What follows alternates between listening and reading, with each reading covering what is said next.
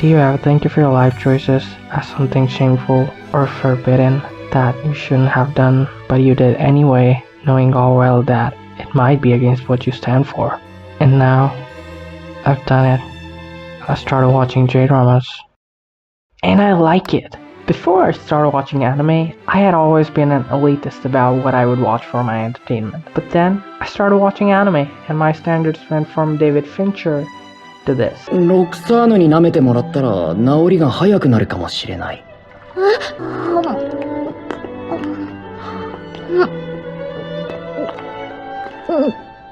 Don't look at me like that, it's really fun to watch. Dramas had a similar image in my head. Not exactly this, but as in it's purely meant for entertainment, just live action. But I never try to watch it, whether it be K-dramas or J-dramas. I did watch the films though, since I thought people who made movies put more thought into them without even knowing if the audience would enjoy it or not. So there's a bit more sincerity in movies compared to TV dramas. At least that's how I used to think. But recently, I've started watching J-dramas purely out of curiosity, and also because Crunchyroll kept putting this show in front of my recommendations. And honestly, I didn't know how much entertainment I had been missing out on before this. It felt like I had discovered something as addictive as sex, but I can only watch it. Wait, that's just porn. Anyway, right now I can't stop watching every J-drama that Netflix is throwing at me. But I know what you might be thinking. But K-dramas are so much better than J-dramas.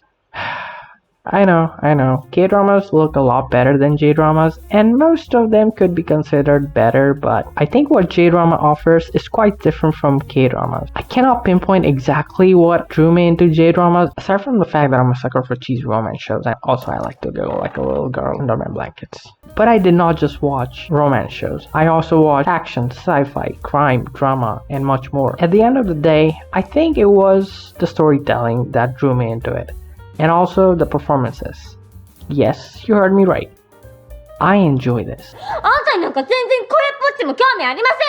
Though this style of theatrical acting depends on the content of the show for the most part, and also the actors. Some actors are really good at making it look like the acting belongs in the show, and that's when it hits the chords for me. But not everything can be overlooked or considered as style. Take a look at these screenshots. One of them is shot in 2017, one in 2013, and one in 2007. Can you tell which one was shot when? Yeah, that's the problem. I've been really enjoying J-dramas for the past few weeks, but even I can't turn a blind eye to how some of them look. The deep focus, overexposed shots, lack color grading, and the use of 30 FPS reminds me to buy that fucking vegetable chopper that I watched in a telemarketing commercial. The cinematography in most of the older shows just seems non-existent. Let me say it clearly.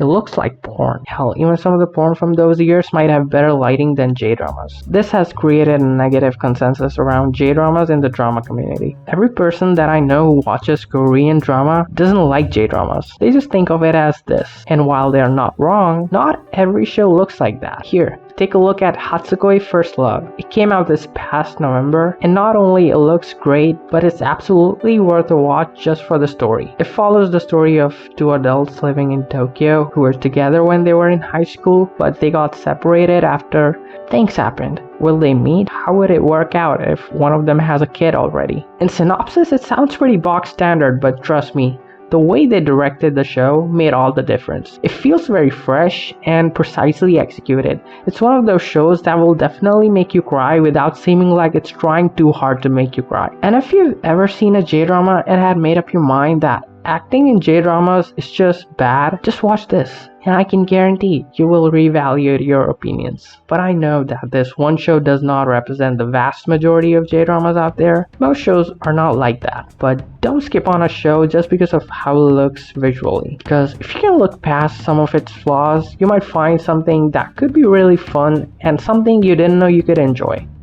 When I watched the show for the first time, I laughed my ass off to how bad it was in terms of quality, the acting, and cinematography, and everything else. But the truth is, I got absolutely addicted to that show despite all of its flaws. I finished both seasons in 2 days, then I was craving for more. And that's when I realized that now I have 2 planned to watch lists that I'm never going to finish. Here are some of the recommendations you can start with quality shows such as My Husband Won't Fit, where her husband doesn't fit her vagina. That's actually the premise of the show. It was pretty good. If you want to see more of what I've been watching, I'll link down my MDL account. My personal pick would be The Many Faces of Ito. It's on Netflix, but you'll have to look somewhere else if you want to see the follow-up film. And another one would be Ishiko to Haneo. This one was just really fun to watch. The chemistry between the cast just feels great, and I'm waiting for the second season. But it's not available anywhere officially outside of Japan. So how are you gonna watch it, you ask? Piracy, buy the Blu-ray and download the fan subs. And that's my next point, fan sub. The fan subbing community for J-dramas is absolutely amazing. It's a small, tight-knit community of J-drama fans who want to share the experience that they like with other people. This feels like how anime community might have been like 10-15 years ago when you had no way of watching anime without the fan subbing groups. If you're watching with fan subs, make sure to get them directly from the subbers and not from other third-party drama piracy websites that seem to profit off of it. I'll put a link below where you can see the list of dramas and where you can find the subs for it. I really hope that you can also enjoy what I've been enjoying. It almost feels like becoming friends with the lonely person in your class that nobody thinks of as cool, but then you start to hang out with them and find out how great they are. And this is why you should watch J-dramas. Thank you for watching. Or maybe you should just stick with 2D waifus. I don't know, I'm stupid.